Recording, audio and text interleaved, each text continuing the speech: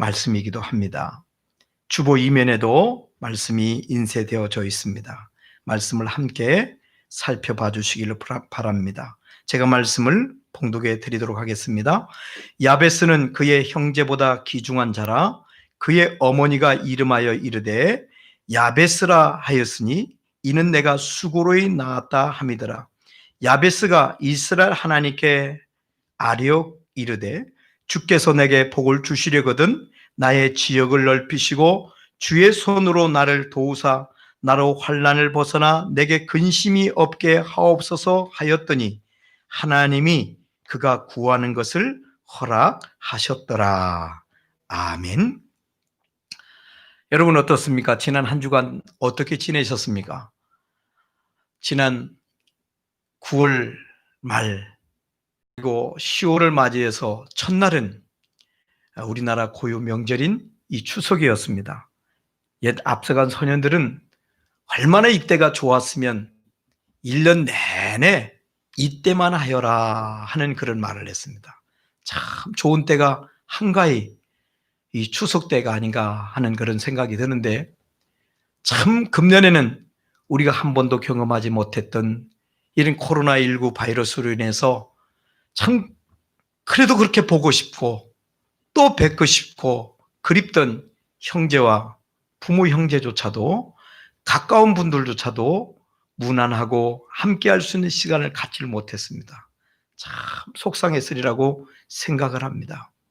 뿐만 아니라 저 북녘 땅에 고향을 두고 계신 분들 그래도 이 명절 때 되면 이 추석 때 되면 그 두고 온 북한에 있는 부모 형제를 그리면서 저 파주 망배단에 가서 임진각 망배단에 가서 고향 땅을 바라보면서 하염없이 눈물 지으며 아버지, 어머니, 형제 이름을 부르던 그 실향민들이 있었지 않습니까?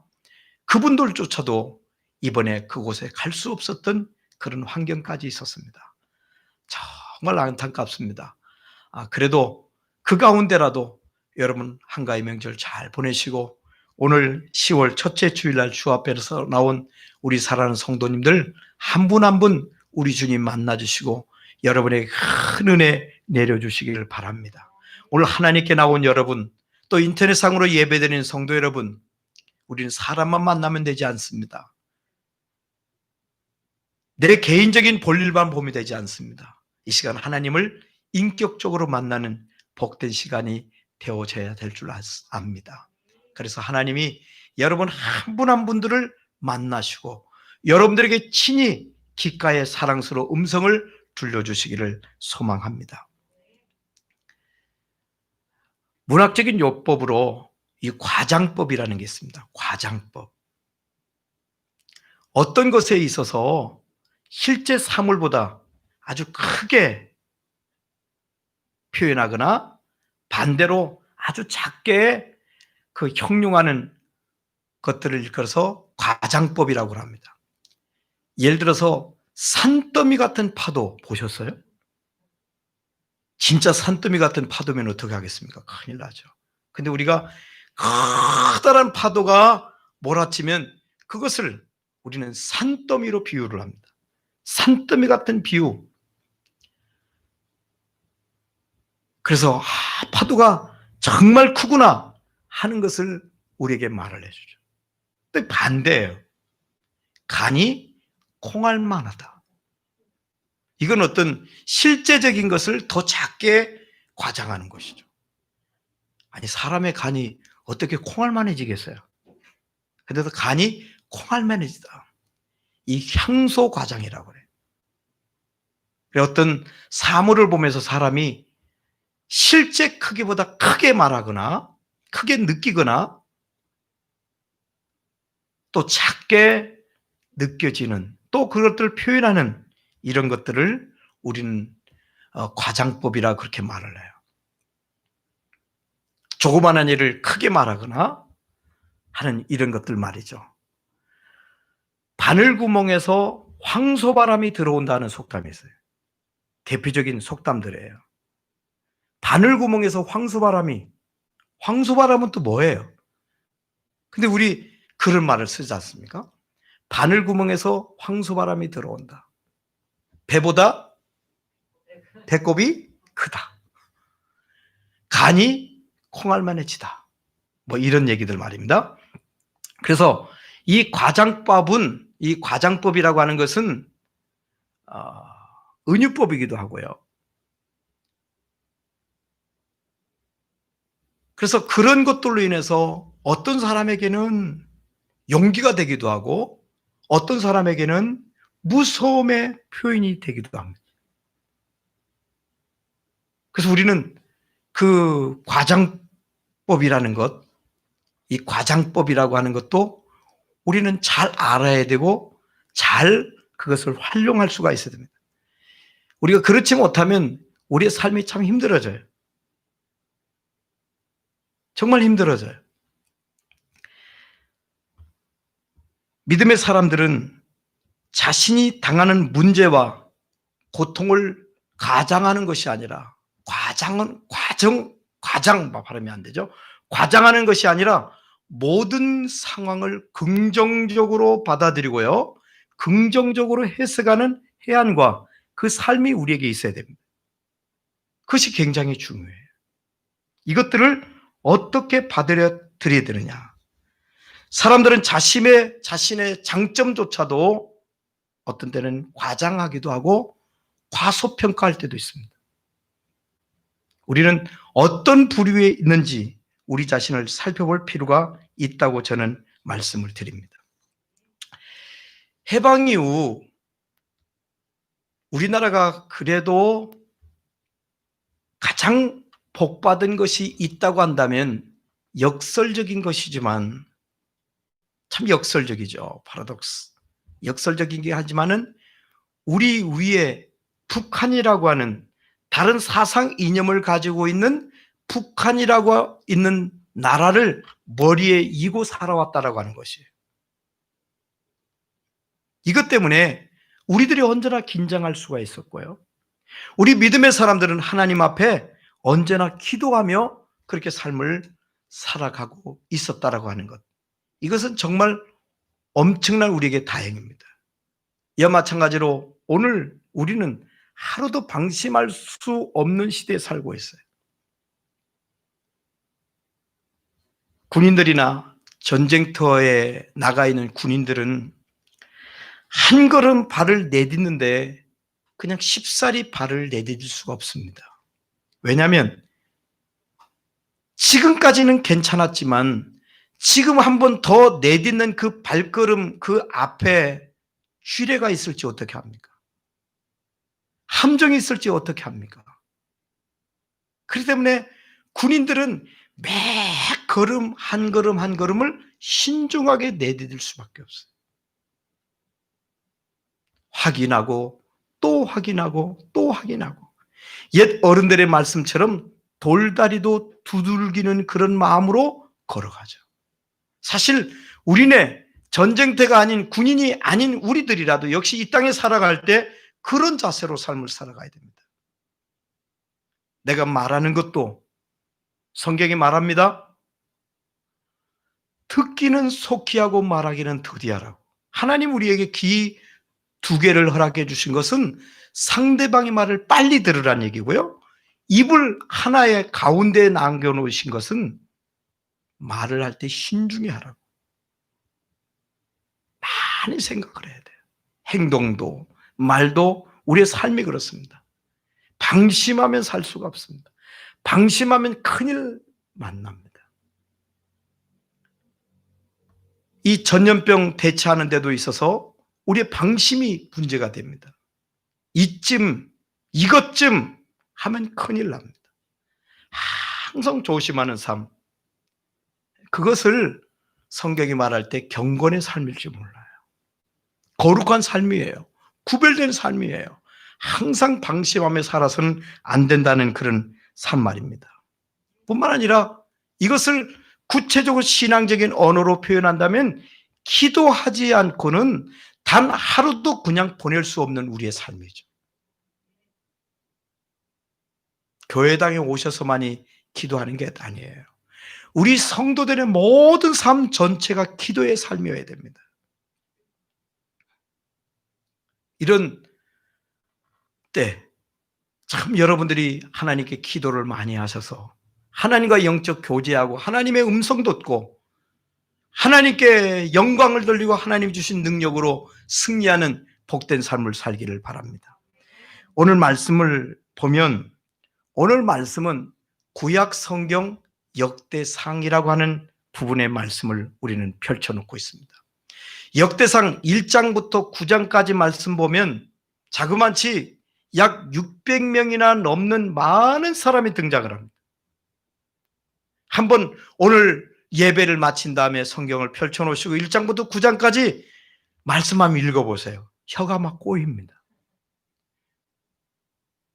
등장인물이 자그마치 1장에서 9장까지 600여 명이나 되는 등장인물이 등장을 합니다. 참 많은 사람이 나옵니다. 어지간한 인내심을 가지고는 읽어갈 수가 없습니다.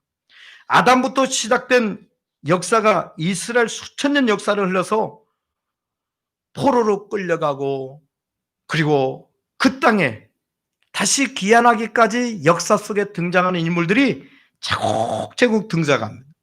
그러다가 오늘 본문 4장에서도 44명이라고 하는 아주 서투른 이름들이 열거가 돼요. 오늘 4장에서도 갑자기 그 많은 사람들 중에 우리를 주목하는 한 인물이 등장을 합니다. 신구약 성경 중에서 유일하게 나와 있는 부분이기도 합니다. 오늘 역대상 4장에서만 등장하는 오늘 본문 역대상 4장 9절로 10절에 등장하는 인물입니다. 고통 중에 태어난 아들 야베스에 대하여 말씀을 하고 있습니다. 야베스라는 이름의 뜻이 무엇이라고 말을 하고 있어요? 뭘까요? 고통입니다. 고통. 야베스라는 이름의 뜻은 고통이에요. 우리나라 이름도 뜻이 있지 않습니까? 뜻 글자 속에 한자 문화권 속에 있기 때문에 이름에는 다 뜻이 있어요. 부모님들이 이름 지을 때 그냥 짓지는 않습니다. 이스라엘 사람들도 역시 마찬가지 그렇습니다. 자녀들의 이름을 지을 때 다 뜻을 가지고 짓습니다. 그래 야베스는 고통이에요. 고통. 야베스를 볼 때마다 부모가 사람들이 고통 참 고통스럽다, 고통스러웠다, 그 고통을 생각할 수 있는 사람이 바로 야베스입니다. 야베스의 어머니는 아들을 낳고 그 이름을 고통의 아들이라고 이름을 줘요. 고통이라고 하는 이름을 짓습니다. 얼마나 안타까워요. 이쁘고 정말 이쁘고 아름다운 이름이 얼마나 많이 있겠어요. 그런데 아들을 낳았는데 그 이름을 고통이라고 지었습니다. 왜 고통이라고 어머니는 지었을까요? 어머니는 아들을 짊어지고 태어난 고통의 환경 속에 갇혀 살지 말고 이 아들이 고통 속에 갇혀 살지 말고 고통을 뛰어넘어서 하나님이 복을 받아서 하나님의 복된 삶을 살기를 원하는 어머니가 그 이름 속에 기도를 담아서 그렇게 살기를 바라면서 이 야베스라고 하는 이름을 지었습니다. 어떻게 보면 어머니가 야베스는 낳지 않고 싶은 아들이었는지도 몰라요.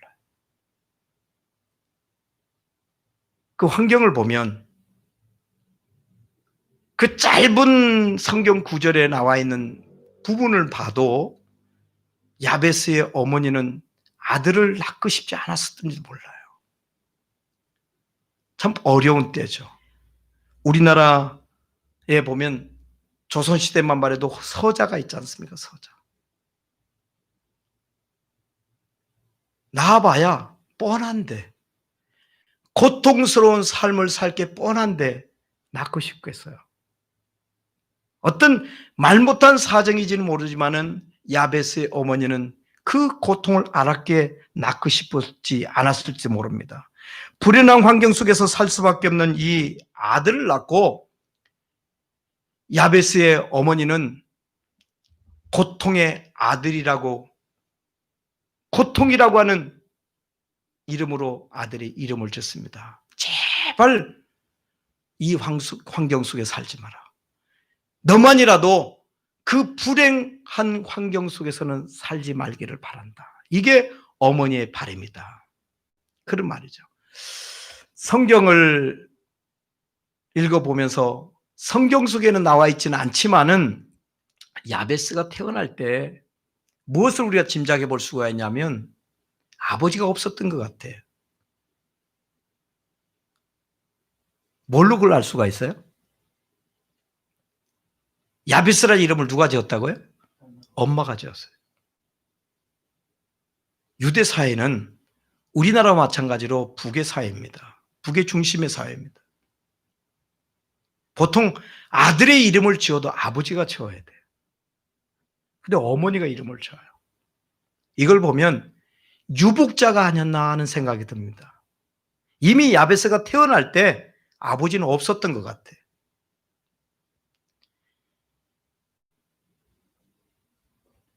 야베스가 태어나던 그 시기가 바로 이런 여러 가지 환경을 보면서 고통의 시대임에는 틀림이 없습니다. 그리고 야베스가 태어나던 시대에 성경적인 배경은 어떤 배경을 가지고 있냐면 사사가 사역하던 사사시대의 배경을 가지고 있습니다. 한마디로 영적으로 암흑기였어요. 사람은 다 자기 옳은 소견대로 살아갑니다. 자기가 옳대요. 자기 중심적인 삶을 살아. 하나님을 바라보지 않고 하나님을 의지하지 않고 살던 그런 시대입니다. 모든 사람들에게 하나님께 그렇게 무관심할 데가 없어요. 마치 오늘 이 시대와 같지 않습니까? 하나님에 대하여 무관심합니다. 관심을 기울이지 않습니다. 다 각기 내가 옳다고 자신이 맞다고 내 주장만은 하는 그런 시대에 살고 있지 않습니까? 현실 문제만 골똘하게 매달려서 그리고 돈 하면서 그렇게 살던 그런 시대, 바로 오늘 이 시대와 같은 그런 때였습니다. 사사기에 보면 백성들이 전쟁 또한 거부를 합니다. 피 흘리기를요, 희생하기를 거부하는 특징을 가지고 있어요. 왜 내가 피 흘려야 되냐 이거죠. 내가 왜 전쟁터에 나가야 되냐 이거죠. 자기 희생할 줄 모릅니다. 우리는 옛날에 다 했다. 이제 뭘 더 하란 말이냐.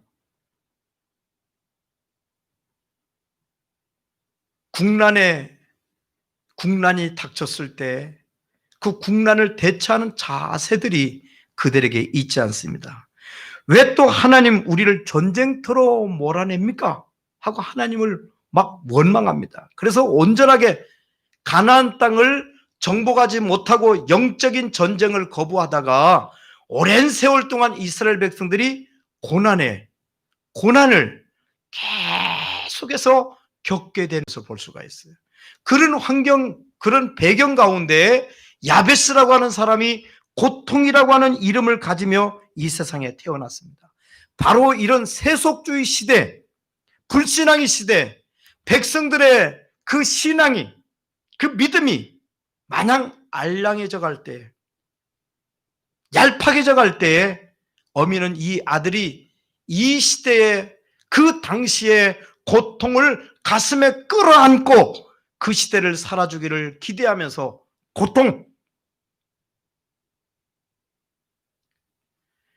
야베스라 이름을 지었습니다. 참 의미심장하죠. 이 아이 야베스가 자라면서 내 어머니가 내 이름을 왜 야베스라 지었을까?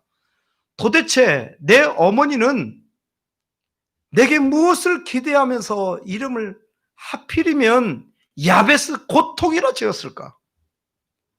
어머니의 기도를 가슴에 끌어안고 기도하며 이 축복의 아들로 바뀌어지게 되는 것입니다. 사랑하는 성도 여러분, 하나님 앞에 우리가 매 순간 서 있으면서 하나님이 나를 어떻게 다루시기를 원하실까? 하나님이 나를 어떤 모습으로 보고 계실까?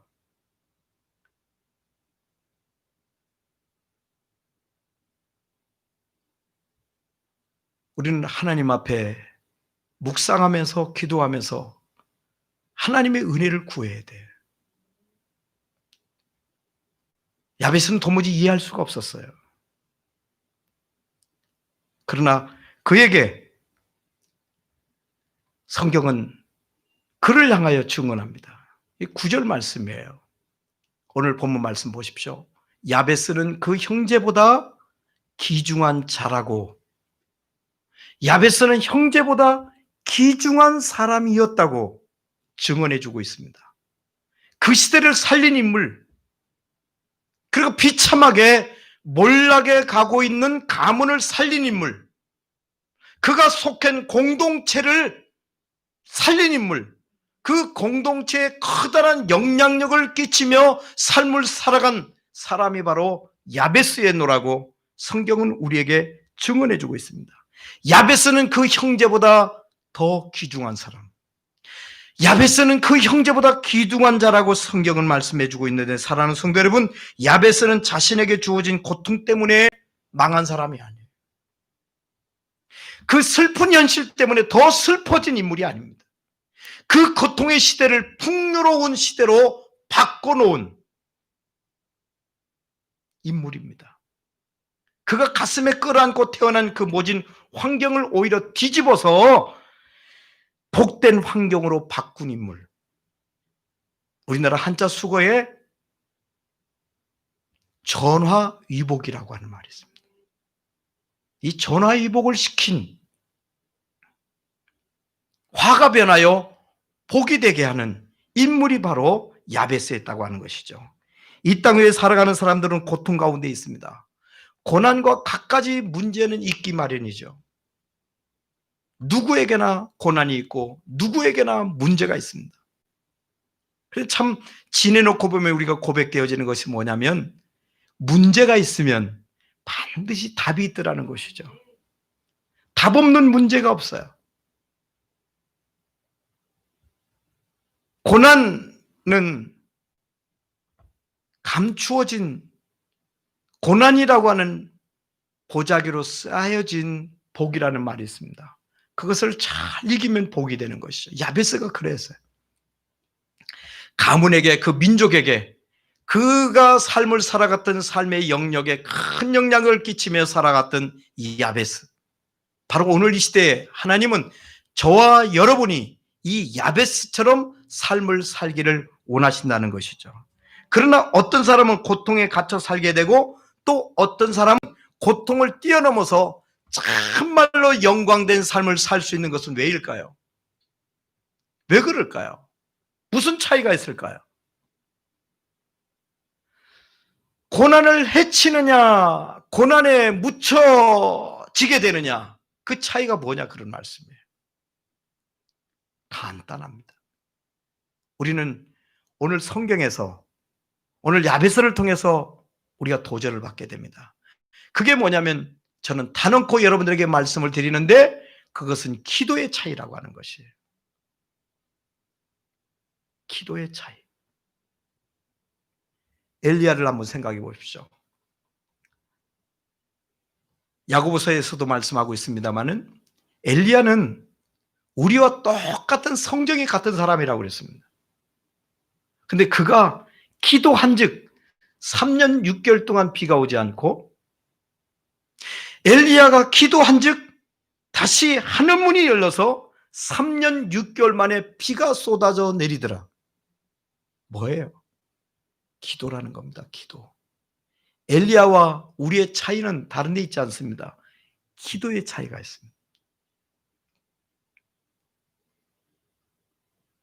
단도주입적으로 여러분들에게 물어보면, 여러분은 기도의 사람입니까? 아니면 기도하지 않는 사람입니까?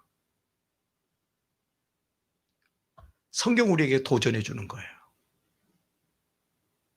기도의 사람이냐, 기도는 영적 호흡이라고 그랬습니다. 우리가 숨 안 쉬고 어떻게 살아요? 우리가 육신이 숨 안 쉬고 어떻게 사나요? 우리 믿음의 세계, 믿음의 사람들에게 기도하지 않고 건강한 믿음 생활을 할 수 있다? 불가능한 일입니다. 흉내도 꿈도 꾸지 마십시오. 숨을 못 쉬면 호흡하지 않으면 죽습니다. 죽어요. 기도의 차이 분명합니다. 큽니다. 야베스와 우리의 차이는 바로 믿음의 차이, 즉 하나님을 향한 기도하면서 하나님을 향한 그 믿음의 차이였다라고 하는 것이죠. 여러분 기억하세요. 우리에게 어려운 환경이나 고통의 환경에 갇혀 있다고 하는 것은 절망하고 좌절하고 낙망하는 것이 아니라 지금 기도하라는 그 하나님의 음성을 들으라고 하는, 기도해라. 우리에게 지금 문제가 발생됐다라고 하는 것은, 우리에게 지금 환란이 임했다라고 하는 것은, 우리에게 지금 자유하지 못하다라고 하는 것은, 우리가 건강하지 못하다라고 하는 것은 사인이에요. 기도하라는 사인. 특별히 나라 민족을 위해서, 공동체를 위해서, 너 한계를 벗어나서 공동체를 위해서, 민족 공동체, 국가 공동체, 사회 공동체, 가정 공동체를 위해서, 교회 공동체를 위해서 기도하라고 하는 사인입니다. 이 사인을 거역하면 안 됩니다. 그러면서 기도의 능력을 키워가라는 것이죠. 우리가 다른 것들은 다 연습을 하면서 왜 경건에 이르는 연습, 기도의 연습은 게을리 하십니까? 운전도 연습을 하죠. 노래도 연습하죠. 전국에 노래 연습장이 얼마나 많습니까? 그래서 우리나라 국민들이 전 세계 어느 민족보다 노래들을 잘합니다. 세상에 70 넘은 노인이 노래하는 걸 이번 보셨지 않습니까? 얼마나 노래를 잘하시는지. 또 그 노래를 잘한다고 생각하는 사람들은 노래를 평할 줄 알잖아요. 온 국민이 그만큼 능력이 있는 거예요. 노래 연습. 낚시하는 것도 고기를 잡는 데도 연습을 합니다. 글 쓰는 연습도 합니다. 체력 단련하는 것도 연습입니다. 우리 신앙도 기도의 연습이 있어야 돼요. 기도의 분량이라고 그러죠. 기도를 언제 하라고 그래요? 쉬지 말고, 쉬지 말고. 죽은 사람의 공통적인 특징이 있다고 그래요. 무슨 특징요? 게으른 특징. 무엇의 게으른? 숨 쉬는 게 게으른 거예요. 숨 안 쉬니까 죽는 거예요. 우리 믿음의 사람들이 기도 안 하면 죽습니다. 기도 안 하면 죽어요. 기도의 권세를 회복하라는 것입니다. 성경은 기도의 사이즈를 얼마나 넓혀 놓으셨습니까? 누구든지 무엇이든지 구해라. 두드리라. 열릴 것이다. 부르짖으라. 크고 은밀한 것을 너에게 말해주겠다. 이 정보시대에 이보다 더 큰 확실한 얘기가 어디 있습니까? 부르짖으래요. 성경에는 부르짖으라는 기도가 더 많이 있습니다. 기도의 분량을 채우라고 하는 하나님의 음성을 이 고난의 때 우리는 들어야 돼요. 아, 내가 기도하지 못했구나. 기도하지 못하며 삶을 살았구나. 하나님, 나를 불쌍히 여겨 주시옵소서. 긍휼히 여겨 주시옵소서. 하나님께 엎드릴 줄 아는, 낙타 무릎 것 같은 그 무릎에 역사를 일으키는 하나님 사람 되게 해 주십시오 하고 우리 하나님께 막 매달리는 것이에요. 여러분, 어두운 밤에 무엇이 필요할까요? 캄캄해요. 칠흑같이 어두워요. 무엇이 필요해요? 등불이 필요하죠. 더 이상 무엇이 필요하겠어요? 높은 산을 올라갈 때는 체력이 필요할 뿐만 아니라 올라갈 때 필요한 지팡이가 필요합니다. 그러기에 고통의 환경 속에서 살아가기 때문에 우리에게 필요한 것은 믿음, 하나님을 향한 그 믿음, 그 믿음이 무엇으로 승화되어지느냐, 나타내 보이느냐? 성도의 기도로 승화되어진다라고 하는 것이에요. 기도는 따라합시다. 액세서리가 아니다. 기도는 우리 종교인들의, 우리 신앙인들의 액세서리가 아니에요. 액세서리는 해도 되고 안 해도 되는 것입니다. 기도를 액세서리 보시나요? 오늘 10절에 보면 야베스는 기도하며 전능하신 하나님의 이름을 부릅니다. 뭐라고 부르나요? 이스라엘 하나님이라고 불러요. 10절에 이스라엘 하나님. 여러분, 이스라엘 어디서 많이 들어온 거 아니에요?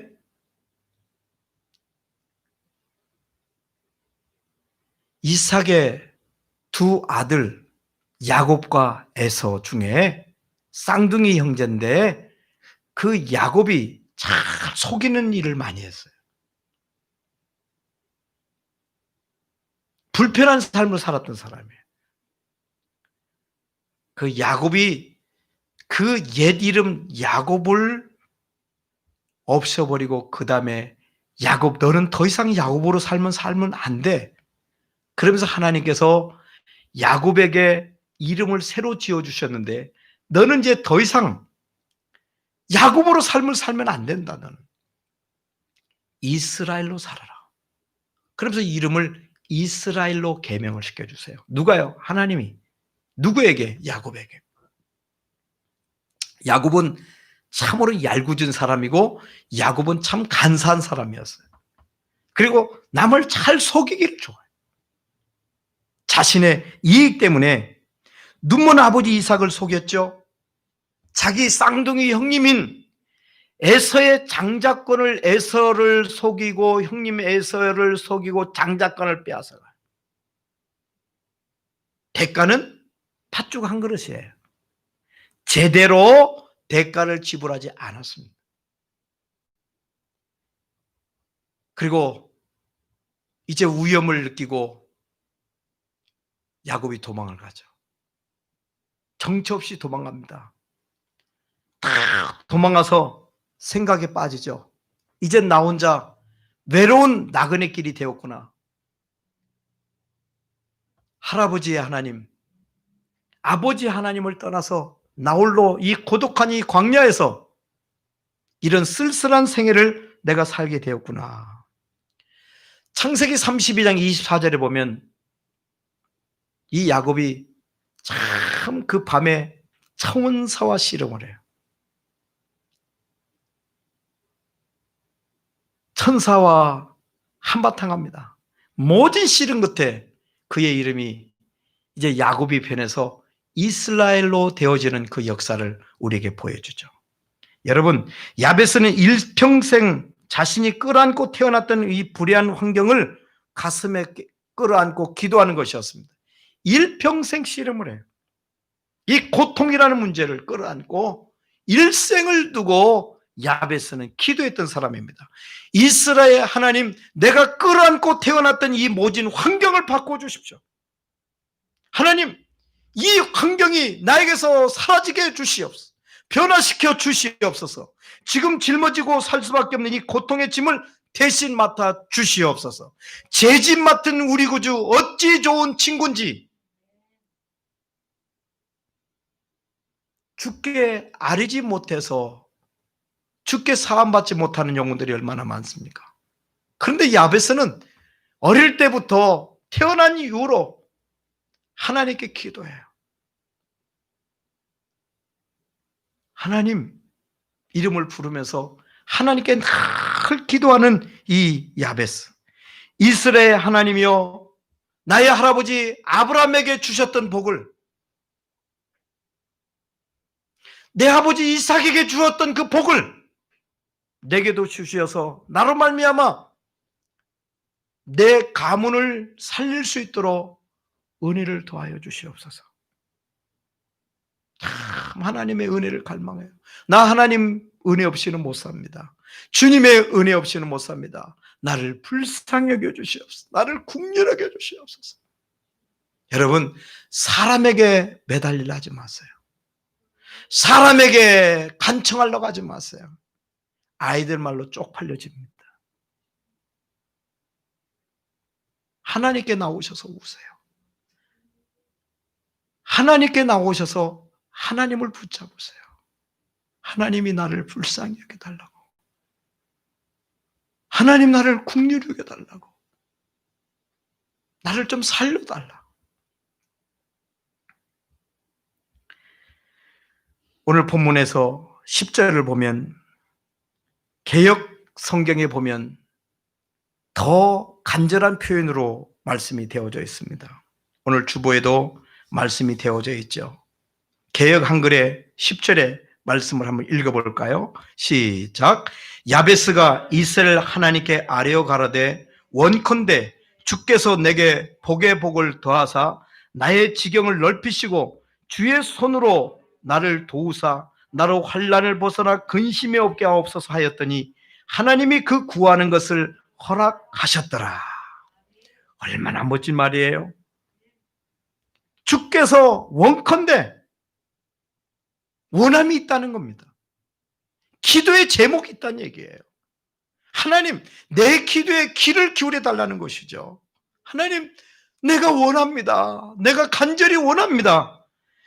주께서 내게 복의 복을 더하사 나의 지경을 넓히시고 주의 손으로 나를 도우시옵소서. 사람의 도움을 원하지 않아요. 하나님이 나를 도와주십시오. 주의 손으로 나를 도우사 나로 환난을 벗어나 근심이 없게 하옵소서 하였더니, 그 뒷말이 우리에게 너무 큰 용기를 주지 않습니까? 하나님이 야베스가 구하는 그 모든 원함을, 기도의 내용을 어떻게 하셨더라? 구하는 것을 허락하셨더라. 응답받았다는 것이에요. 얼마나 멋져요. 여러분, 우리가 누구에게 부탁을 해서 그 사람이 들어줘도 신나는 일 있잖아요. 얼마나 행복해요. 하물며 우리가 하나님께 원했는데, 하나님께 기도했는데, 하나님께 간청했는데, 하나님께 부르짖었는데 그 하나님이 여러분이 구하는 것을 하나도 빼지 아니하시고 허락하셨더라. 할렐루야. 얼마나 멋진 일이에요. 얼마나 멋진 일이에요. 세상에. 하나님이, 주께서 도우사, 하나님이 도와주시면 다 되는 거 아니에요? 하나님이 도와주시면 누가 말리겠어요? 누가 말릴 수 있냐고요? 불가능한 일이에요. 하나님이 열면 닫을 자가 없어요. 닫으면 열 자가 없어요. 그분이 우리 주님이세요. 그 주님이 저와 여러분을 도우시는데 우리가 왜 째째하게 살겠어요? 비굴하게 살겠어요? 하나님이 우리의 파워의 근원인데 야베스가 이 기도를 한 거예요. 그러니까 여러분, 이스라엘 살아가는 저와 여러분, 기죽지 마십시오. 우리는 백이 있어요. 우리는 그런 자본이 있어요. 그런 능력 있는 하나님을 모시고 살지 않습니까? 하나님께 부르짖는 거예요. 은밀한 시간에 주님 앞에 부르짖는 거예요.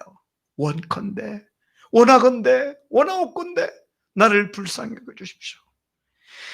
내가 받은 복이 내 가문을 살리고 공동체를 살리고 정말 몰락에 가는 가문을, 시대를 살릴 수 있도록 도와달라고 하는 이 야베스의 기도가 여러분 귀에 쟁쟁이 들려오지 않습니까?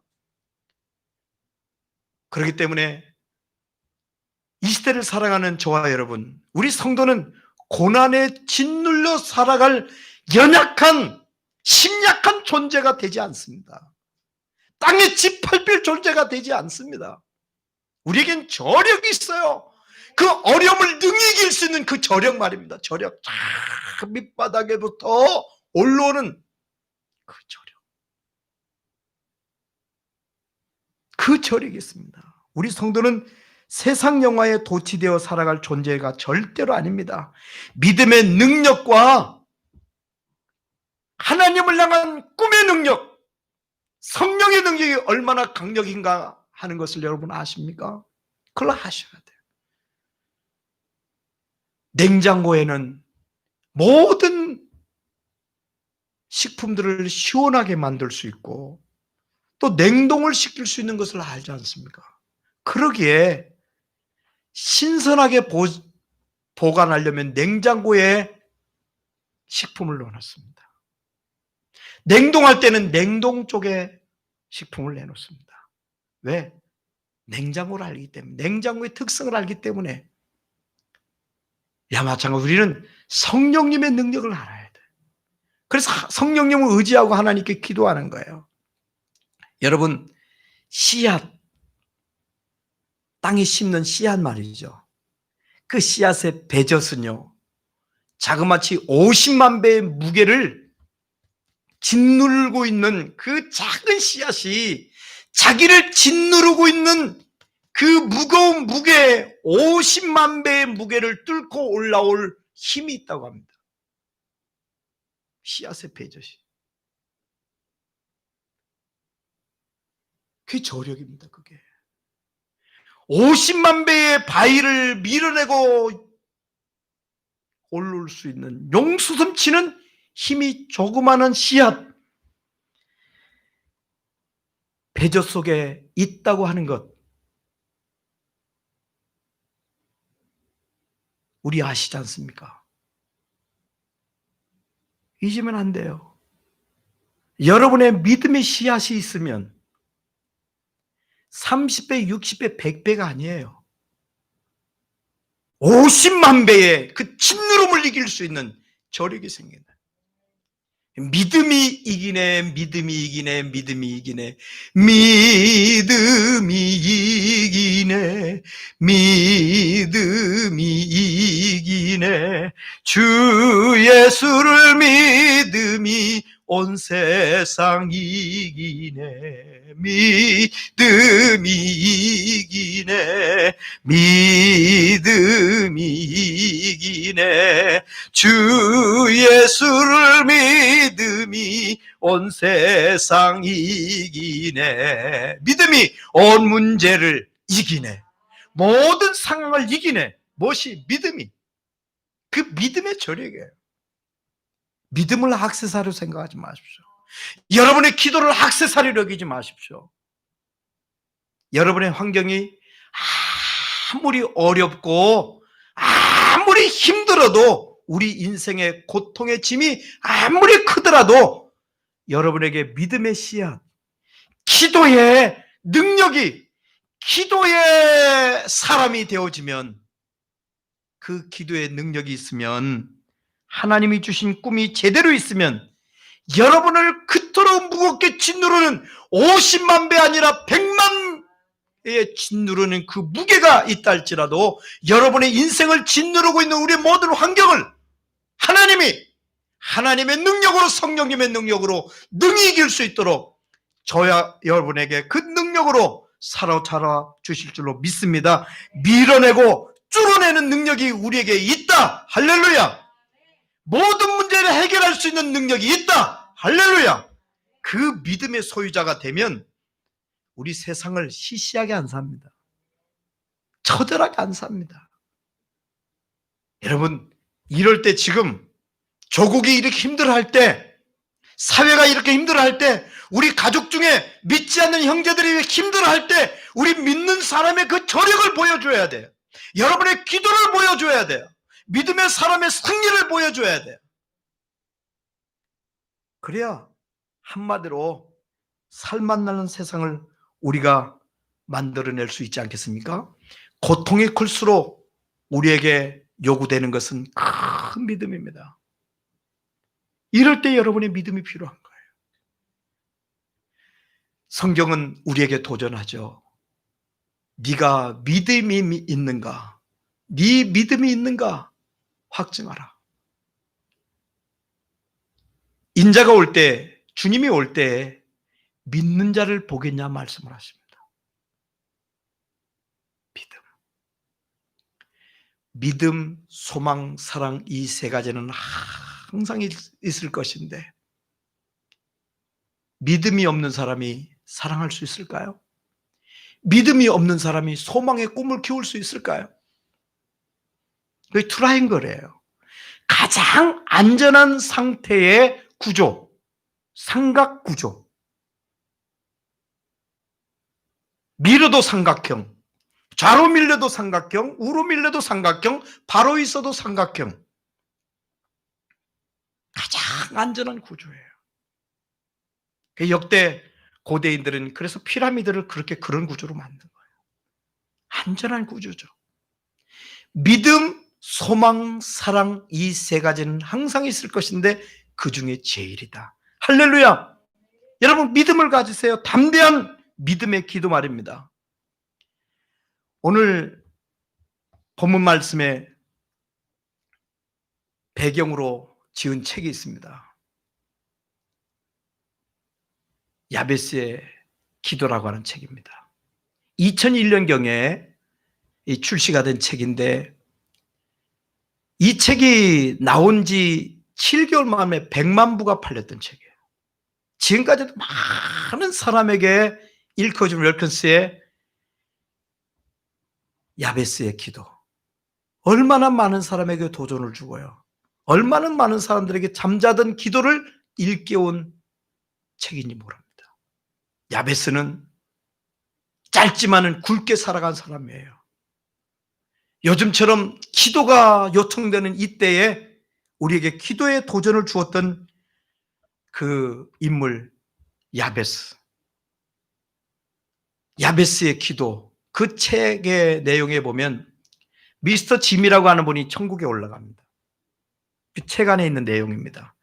천국에 올라가서 이곳저곳 구경하게 되었는데, 미스터 지미의 그 안내를 맡은 사람이 누구냐면 예수님의 제자 중에 베드로예요. 베드로가 미스터 지미를 안내하는데, 이 마을 저 마을 좋은 곳이 많았는데 빛나는 보석 창고가 하나 있어요. 그런데 베드로가 그 보석 창고에 다다랐는데 그곳을 안내하지 않고 그냥 지나가려고 합니다. 그러니까 여기는 무엇이 있죠? 하고 미스터 지미가 베드로에게 물어봅니다. 그랬더니 베드로가 하는 말이, 이봐, 여기는 안 보는 게 좋아. 왜? 우리 누구 그렇지 않습니까? 보고 싶은데 보지 말으면 더 보고 싶잖아요. 그래 미스터 지미가 보고 싶은데요, 간청을 해요. 한번 들어가서 봤으면 좋겠어요. 그랬더니 그 베드로가 하는 말이 미스터 지미에게, 보면 후회할 텐데 안 보는 게 나을 텐데 그냥 가자. 그래도 간청을 해서 그걸 보게 됩니다. 그럼 어쩔 수 없이 들어가 한번 보자. 그래서 이제 거기를 가봅니다. 딱 들어갔더니 앞에 문이 미스터 지미 룸, 한마디로 지미의 방이라고 써 있어요. 근데 문을 열으니까 거기에 하늘을 찌르는 많은 보아들이 가득히 차 있는 거예요. 기도의 응답들이 세상에서 그토록 갖고 싶었던 어마어마한 축복들이 가득 쌓여 있는 것을 미스터 지미가 그 방에서 봤습니다. 첫 번째 방의 이름이 기도의 방이었어요. 이건 뭡니까? 당신이, 네가 어려움을 당하면 당할수록, 많은 문제에 부딪히면 부딪힐수록 하나님께 기도하고 하나님께 기도하면 하나님께서 너에게, 미스터 지미 너에게 주시려고 만들어 놓은 복인데, 응답의 창고인데 네가 도무지 기도하지 않아서, 때로 절망하고 좌절하고 낭만만 하고 있어서 그대로 복이 그대로 하나도 쓰지 않고 그대로 사용되지 않고 쌓여져 있는 것이라고 얘기를 했습니다. 기도하지 않아서 하나도 지출이 되지 않은 거예요. 두 번째 더 큰 창고가 있습니다. 여긴 뭐입니까? 여기는 감사 창고야. 이것은 네가 하나님 앞에 진심을 다해서 감사할 때마다 너에게 더 큰 은혜를 주시기 위해서 쌓아놓은 보물인데, 네가 도무지 세상을 살아가면서 감사를 하지 않아서 그대로 쌓여있는 보화라고 얘기를 합니다. 감사를 하지 않아서. 세 번째는 충성의 창고였습니다. 이것은 네가 하나님을 섬기고 그리고 이웃을 내 몸같이 사랑하시라고 하는 하나님 말씀처럼 이웃을 섬길 때 하나님께서 주려고 쌓아놓은 복들인데 하면서 말을 못 잊습니다. 베드로가. 네가 하나님과 교회를 섬기지 않았기에 연약한 지체들, 이웃들을 섬기지 않아서 그대로 이 방 안에 가득히 쌓여있는 보석들이다. 사랑하는 여러분, 진지하게 우리도 우리 자신을 한번 돌아볼 수 있으면 좋겠습니다. 진지하게 말이죠. 나는 기도하는 사람이었던가? 나는 감사의 사람이었던가? 나는 정말 충성과 사랑의 사람이었던가? 진지하게 살펴봐야 돼.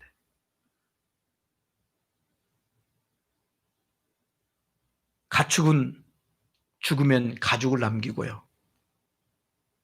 사람은 죽으면 이름을 남긴다. 저는 여기에 한 가지를 더했지 않습니까? 성도는 죽으면 간증을 남긴다.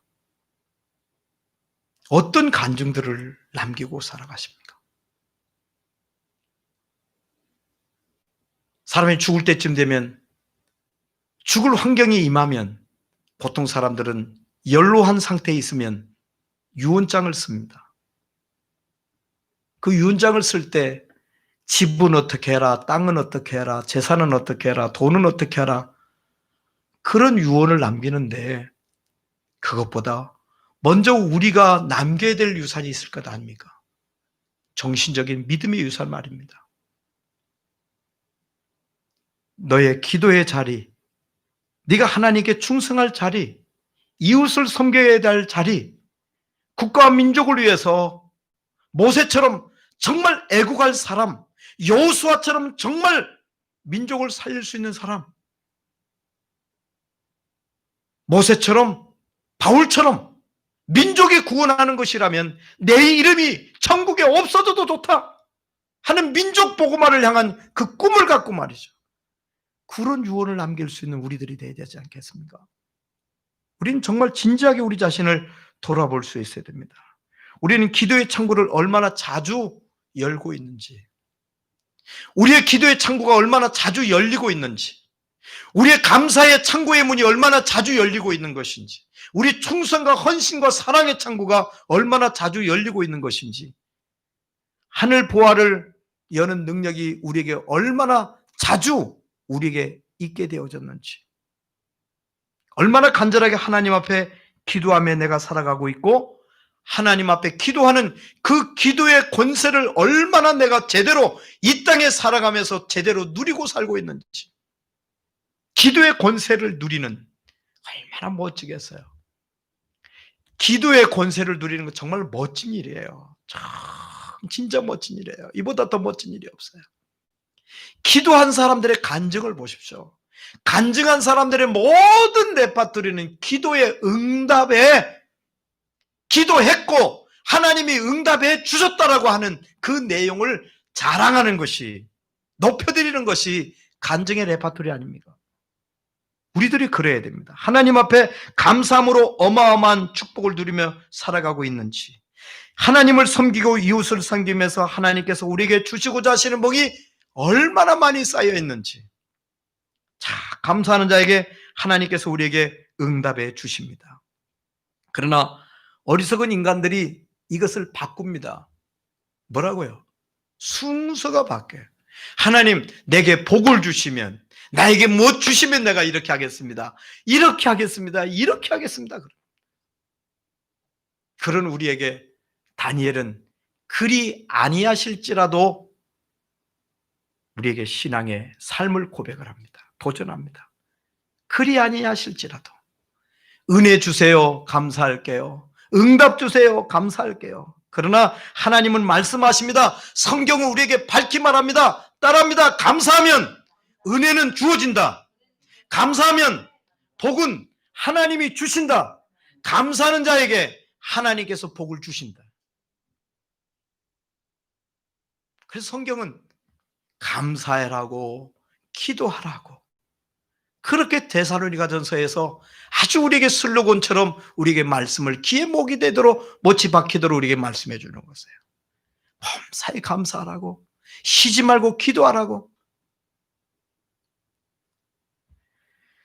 성경에는 하나님 안에서 자신의 고통 때문에 망한 얘기로 가득한 것이 아니라 더 잘된 사람, 이 풍랑 인하여 더 빨리 갑니다.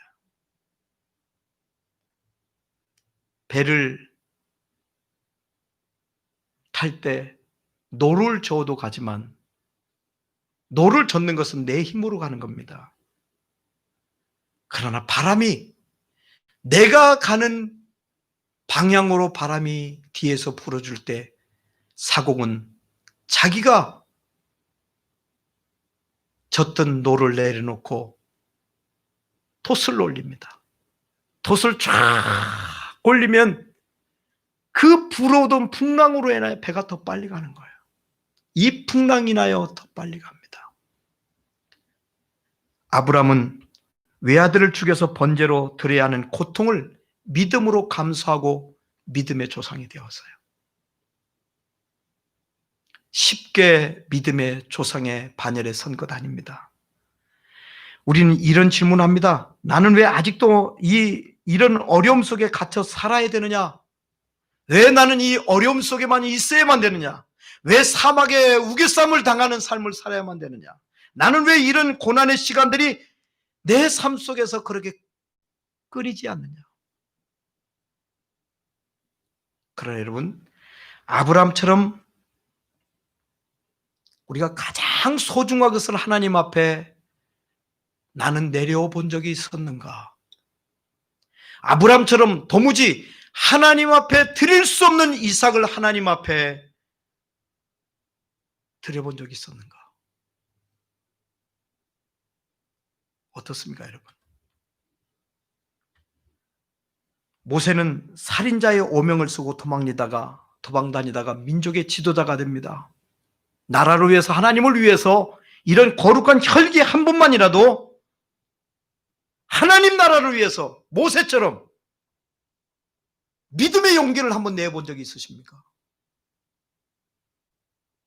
너무 비굴하지 않으셨나요? 다니엘은 어때요?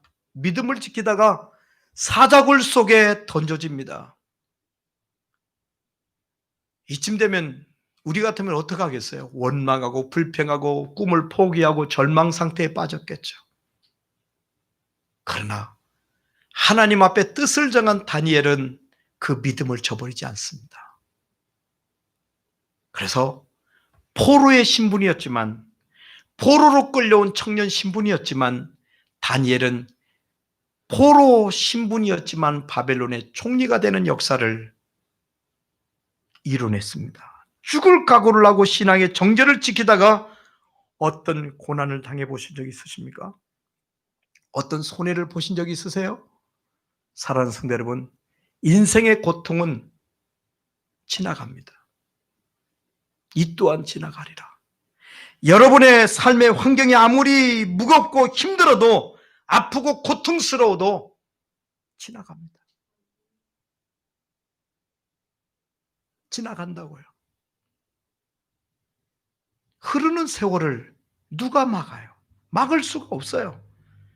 고통 속에 빠져서 더 이상 허우적거리지 마시길 바랍니다. 하나님의 사람들은 고통 때문에 절대로 망하는 법이 없습니다. 망한 적이 없습니다. 망한 적이 없습니다. 고통 때문에 망하는 법이 없습니다. 기도하면 고통은 변하여 축복으로 바뀌어집니다. 믿음을 잃지 않으면 반드시 여러분에게 놀라운 축복으로 변화되는 역사를 경험하게 됐다는 사실을 믿으시기를 바랍니다. 하나님의 사람들은 실패 때문에 절대로 망하는 법이 없습니다. 그 실패를 가슴에 부둥켜 안고 하나님 앞에 나아가면 실패는 더 좋은 성공으로, 여러분에게 보상으로 다가올 것이라는 사실을 믿으시기를 바랍니다. 내가 지금 어려움 속에 빠져 있다고 하는 것은, 아픈 고통 속에 빠져 있다고 하는 것은 절망하고 좌절하라고 하는 메시지가 아닙니다. 그런 사인이 아닙니다. 믿음의 그릇을 키우라고 하는 하나님의 메시지라는 사실을 여러분 아시고, 위대한 믿음의 소유자가 되라고 하는 성령의 음성으로 아시고 크게 기도하십시오. 고통이 클수록 크게 기도하십시오. 부르짖으라. 주여, 죽게 되었나이다. 누가 부르짖어요? 누가 부르짖어요? 내 힘으로 할 수 없는 일을 만났을 때, 구렁텅이에 빠졌을 때, 물에 빠졌을 때 사람 살려라고 외치지 않습니까? 그렇다면 우리가 하나님께 부르짖어야 돼요. 살려달라고요. 대통령으로부터 온 국민이, 왕으로부터 백성까지 굵은 베옷을 입고 부르짖었던 옛 선인들처럼 이 시대는 지금 그것을 원하는 때입니다. 부르짖으라고요. 위대한 사람이란 기도가 위대한 사람이었습니다. 크게 하나님을 믿으세요. 째째하게 믿지 마세요. 크게 믿으세요. 하나님께서 여러분에게 크게 역사해 주실 줄로 믿습니다. 하나님을 사랑하고 섬기는 일에 크게 결단하세요. 이왕이면 크게. 하나님께서 크게 여러분의 인생에 크게 간섭해 주실 것이야. 고통 때문에 더 잘된 인생, 고통 때문에 더 잘된 참된 믿음의 주인공이 되셔서 참 간증거리가 풍성한, 만나는 사람들마다, 여러분들을 만나는 사람들마다 하나님을 높여드리는 얘기들이 가득한 여러분들, 여러분의 가족들에게, 여러분의 자녀들에게, 여러분의 아내와 남편에게, 형제들에게, 친구들에게 나눌 얘기가 풍성한 믿음의 주인공들 되시기를 간절히 바랍니다. 여러분, 전화위복의 주인공, 참 이 시대에 정말 참된 전화위복의 주인공 되셔서 하나님을 높여드리고 하나님의 사랑을 자랑하고 나눠드리고 기도의 응답으로 복의 통로로 쓰임받는 하나님의 사람 되시기를 주의 이름으로 축복합니다. 기도하겠습니다. 하나님의 은혜와 사랑을 감사드립니다.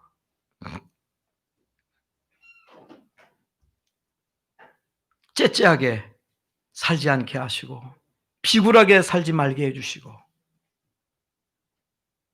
오히려 사방에 우겨쌈을 당한 우리들이 위로 하나님을 더 앙망하며 하나님께 기도할 수 있는 믿음의 저력을 발휘할 수 있는 하나님의 사람들 되게 해주시고 오늘 고통의 때, 고통의 사람으로, 고통의 환경으로 삶을 살던 이 야베스가 오히려 하나님께 기도함으로, 기도의 장을 넓혀감으로, 크게 하나님께 부르짖음으로 크게 하나님의 역사를 경험하고 하나님의 복을 받고 하나님의 응답받고 우리에게 간증을 펼쳐주는 것처럼 우리도 야베스처럼 이 간증의 내용 가지고 인생을 성공하며 살아갈 수 있는 참된 믿음의 영향력을 다하는 하나님의 사람으로 복을 내려 주시옵소서. 성령의 사람으로 축복해 주시고 우리의 믿음의 사이즈를 넓힐 수 있도록 기도의 역량을 더할 수 있도록 우리를 도와